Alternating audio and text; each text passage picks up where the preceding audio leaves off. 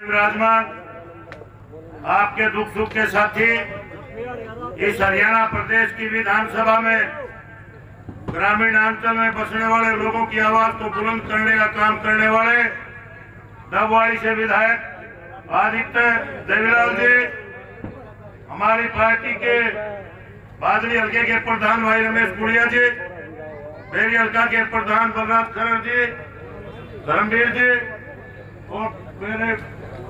रामनिवास सैनी जी, सम्मानित मंच साथियों, ये जितने युवा साथी खड़े हैं, आप पार्टी के प्रति निष्ठावान और समर्पित कार्य हनुमान तू बैठ जा, सारे कार्यकर्ता समर्पित हो। इतना खर्चा आप लोगों ने कराया, आयोजन आप लोगों ने कराया, व्यवस्था बनाने का भी फर्ज आप लोगों का, सारे के सारे कुर्सियों पर आके बैठो। साथियों, आज सारे के सारे ये साथी आपके बीच में 25 सितंबर को परम श्रद्धेय स्वर्गीय पूजनीय चौधरी देवीलाल जी का जन्मदिन जो रोहतक की अनाज मंडी के अंदर मनाने का फैसला किया गया है, उसको लेकर के आपके बीच में न्योता निमंत्रण देने के लिए आए हैं। और मैं भाई हनुमान पहलवान जी जो हमारे अजीज हैं, इनका भी मैं बहुत अपनी तरफ से जिले का सेवक होने के नाते इनका भी स्वागत करता हूं, अभिनंदन करता हूं और आशा करता हूं कि इसी प्रकार से इंडियन नेशनल लोकल पार्टी का ये परिवार दिन दुगनी और रात तिगुनी तरक्की करके इस हरियाणा प्रदेश से इस भारतीय जनता पार्टी की नाकारा निकम्मी सरकार को चलता करने का काम जनता करेगी। साथियों, मैं ज्यादा लंबा वक्त आपके बीच नहीं लूंगा क्योंकि भाई साहब भी 10 मिनट के अंदर आपके बीच में पहुंच जाएंगे। मैं तो केवल एक ही विनती प्रार्थना करूंगा कि परम श्रद्धेय पूजनीय चौधरी देवीलाल जी जो थे, वो किसी एक वर्ग, किसी एक धर्म, किसी एक बिरादरी,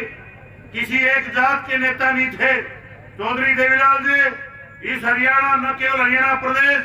बल्कि इस भारतवर्ष के गमेरे वर्ग के जितने लोग थे, उनके लिए जीवन पर्यंत संघर्ष करने का काम चौधरी देवीलाल जी ने किया है। साथियों, आपने अनेकों पार्टियों का शासन देखने का काम किया, आपने भारतीय जनता पार्टी का राज भी देखा, आपने कांग्रेस पार्टी का राज भी देखा, लेकिन जो राज चौधरी देवीलाल चौधरी ओम प्रकाश चौटाला जी का था,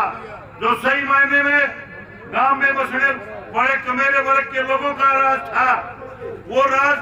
अगर आपको दोबारा लेना है तो फिर आपको 25 सितंबर को ज्यादा से ज्यादा भारी तादाद में रोहतक की अनाज मंडी के अंदर पहुंच करके चौधरी अभय सिंह चौटाला जी के हाथ को मजबूत करने का काम करना पड़ेगा। क्योंकि लड़ाई वैसे तो हम कह देते हैं कि चौधरी अभय सिंह जी मजबूत हैं, लेकिन लड़ाई अकेले चौधरी अभय सिंह जी नहीं लड़ सकते, लड़ाई हम सब साथियों को